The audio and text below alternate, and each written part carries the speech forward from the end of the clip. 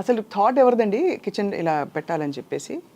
నాకు ఎప్పటి నుంచో ఉందండి. ఇప్పుడు 2011 నుంచి ఉంది.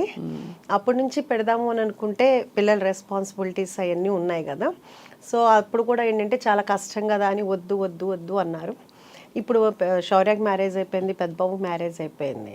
సో ఎవరి లైఫ్లో వాళ్ళు బిజీగా ఉన్నారు. 1 ఇయర్ కొంచెం చాలా లోన్లీగా అనిపించింది. ఇంకా ఆ తర్వాత పెడదామని కూడా అనుకోలేదు యాక్చువల్గా. అది ఒక మనకు తెలిసిన వాళ్ళు గెస్ట్ హౌస్ కావాలని అడిగితే నేను బ్రోకరీ చెప్తే అతను ఒక ప్లేస్ చూపించాను. అది అంత బాగాలేదు. అంటే బాగాలేదంటే ఒక పాతబడిన ఇల్లు అట్లా ఉంది. అది ఎట్లా గెస్ట్ హౌస్ పనికి వస్తుందని అతను అన్న తర్వాత ఇమ్మీడియట్గా నాకు అనిపించింది, ఓకే క్లౌడ్ కిచెన్ అయితే ఎట్లా ఉంటుంది అని అనుకుని అనగానే అప్పుడు దాకా వద్దనుకున్న ఇంక మా హస్బెండ్ కానీ మా బ్రదర్ అంటే కొంచెం డిప్రెషన్లో వెళ్తున్నా. ఎందుకంటే లోన్లీగా ఉండేటప్పుడు కప్పుడాక ఇల్లు అంతా జనంతో ఉండిపోయా. ఇంక సర్లే క్లౌడ్ కిచెనే కదా అన్న ఉద్దేశంతో జాగ్రత్తగా చేసుకుందు కానీ సరే అన్నారు. ఓకే. ఆ క్లౌడ్ కిచెన్ వర్క్ జరుగుతుండగానే అక్కడున్న పిల్లలు కానీ వీళ్ళు అడిగేవాళ్ళు, ఇదేంటి ఇక్కడ సిట్టింగ్ ఉందా అని. సరే అదంతా అని చెప్పేసి ఒక 5 టేబుల్స్ వేసాము. 5 వల్ల 10, 10 వల్ల 15, ఇప్పుడు ఒక 130-140 సిట్టింగ్ వరకు అయిందండి మనకి. ఓ సూపర్. అలా పెంచుకుంటా వెళ్ళాం. ఇదంతా సంవత్సరం లోపే అసలు ఇమీడియట్గా అది 2 monthsలోనేనండి. మనము సెప్టెంబర్ 24th 2024 స్టార్ట్ చేసాము. నవంబర్ 10th కల్లా బాగా పికప్ అయిపోయిందండి. ఇంక అప్పటి నుంచి అదే స్టార్ట్ అయిన ఫ్లోటింగ్ ఇప్పటి వరకు ఆగలేదు, బై గాడ్స్ గ్రేస్ అని అంటాను. మీరు ఎందుకు చాలా ఇన్స్పైరింగ్ అంటేనండి, మామూలుగా పిల్లలు సెటిల్ అయ్యాక మనకి పెద్ద అవసరం లేనప్పుడు ఎవరు ఏం చేయరు, వాళ్ళ లైఫ్లో ఏదో చేయాలనుకోరు. ఆ ప్యాషన్ని మీరు ఒక దానికి కార్యరూపం ఇచ్చి చక్కగా దాన్ని ఇంకా ఎక్స్పాండ్ చేయాలని చూడడం అనేది it's a very very inspiring thing చూసే వాళ్ళందరికీ కూడా. అంటే నాకు యాక్చువల్గా ఇప్పుడు కాదండి, నాకు నా పిల్లలు చిన్నప్పుడు కూడా ఒకటి బాగుండేది. ఒకటి ఆర్ఫనేజ్ హోమ్ పెట్టాలి, ఒక ఓల్డ్ ఏజ్ హోమ్ పెట్టాలి అనేది బాగుండేది. ఎందుకు పిల్లలు సెటిల్ అయిపోయిన తర్వాత ఇప్పుడు ఓల్డ్ ఏజ్ హోమ్ అనకూడదండి, సీనియర్ సిటిజన్స్ అనొచ్చు. అలాగా ఇప్పటికీ అదైతే మాత్రం బాగుంది. ఇది అయిన తర్వాత అది కూడా పెట్టాలని అయితే ఉంది. మరి దేవుడు ఎలా కరుణిస్తాడో తెలియదు. తప్పకుండా కరుణిస్తాడు. అంత నవ్వుతూ అడుగుతుంటే పైన దేవుడు కాదంటాడు. అంటే భగవంతుడు మనకి కాళ్ళు చేతులు అన్నీ ఇచ్చారండి. చిన్నప్పుడు ఖాళీగా కాకుండా ఏదో ఒక పని చేస్తే బాగుంటుంది అనేది నా ఫీలింగ్ యాక్చువల్గా. That is true. చాలా చాలా మంచి ఆలోచన. కానీ అందరికి వచ్చే డౌటే, ఇప్పుడు పిల్లలు మామూలుగా పెళ్ళిళ్ళు అయిపోయి వాళ్ళు విడిగా ఎందుకు వెళ్ళిపోయారు, ఇంత చక్కటి అమ్మను వదిలేసి దూరంగా ఎందుకున్నారు పిల్లలని? అంటే ఇప్పుడు అనుకుంది కాదండి, అసలు నేను పిల్లలు చిన్నపిల్లలప్పుడే నేను డిసైడ్ అయ్యాను. సంసారం ఒక చదరంగం సినిమా చాలా ఇష్టమైన సినిమా నాకు.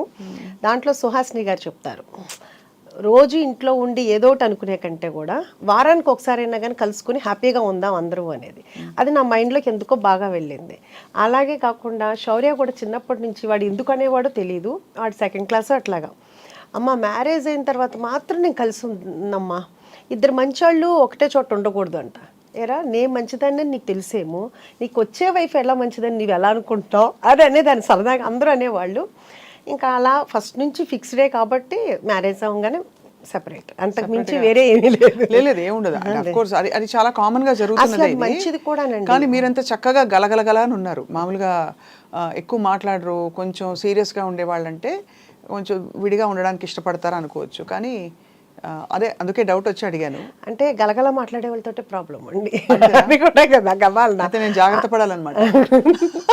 అంటే అలా అని కాదు, ఎందుకంటే ఏమో ఎవరి ప్రైవసీ వాళ్ళకు ఉంటే బాగుంటుంది, అది బాగుంటుంది అని నా ఫీలింగ్. అంటే అందరు ఒక్కొక్కరికి ఒక్కొక్కటి ఉంటుంది, నాకైతే అలా అనిపిస్తుంది. ఎందుకంటే వాళ్ళ ఫ్రెండ్స్ వస్తారు, వాళ్ళ కంఫర్ట్ ఇదిగా ఉంటుంది. ఇప్పుడు నాకుంది, నా ఫ్రెండ్స్ నాకు కూడా వాళ్ళు ఉన్నారంటే రావటానికి వస్తారో రారో తెలియదు కదా, నా చుట్టాలు కానీ నా ఇది కానీ నాకు ఫ్రీడమ్ నాకు ఉంటుంది. అదే అది యాక్చువల్లీ చాలా ప్రాక్టికల్ డెసిషన్. ఇప్పుడు మా చాలా మంది మా అత్తయ్యలు కానీ మా పిన్నులు కానీ అట్లా ఒకవేళ ఇన్ కేస్ హస్బెండ్ ఉన్నా లేకపోయినా వాళ్ళు కూడా అందరూ ఆడపిల్లలు ఉన్నా చక్కగా దూరంగానే ఉంటున్నారు, వస్తున్నారు 10 రోజులు ఉంటున్నారు వెళ్తున్నారు, కానీ ఎవరికాళ్ళు దూరంగానే ఉంటున్నారు. అది హ్యాపీగా ఉంటుంది ఎవరికైనా. అవును అవును. మీ కోడలు, కొత్త కోడలు గురించి చెప్పండి. కొత్త కోడలు అంటే బంగారం, ఇద్దరు కోడళ్ళు బంగారాలే. ఆ విషయంలో మాత్రం చాలా బాగుంటారు. ఒకళ్ళు మా అమ్మ అంటారు, ఒకళ్ళు మా అమ్మ అంటారు. అమ్మ ఒకళ్ళు మమ్మ ఒకళ్ళు. పెద్ద కోళ్ళేమో అమ్మ అంటది, రెండో కోళ్ళేమో మా అమ్మ అంటది, డాడీ నాన్న అంటారు. ఇంకా అట్లా మనం ఏమీ చెప్పలేదు, వాళ్ళంతటా వాళ్ళే ఫస్ట్ నుంచి అట్లా పిలుస్తారు. మనం కూడా ఆ రోల్ని అలాగే ఫుల్ఫిల్ చేయాలని మనస్ఫూర్తిగా కోరుకుంటున్నాను. వాళ్ళు ఎలా పిలిచారో మనం కూడా అలాగే ఉండాలి అని. సో మరి శౌర్య పెళ్ళప్పుడు మెనూ డెసిషన్ మొదలుకొని అని మీరు ఎలా ఇన్వాల్వ్ అయ్యారు?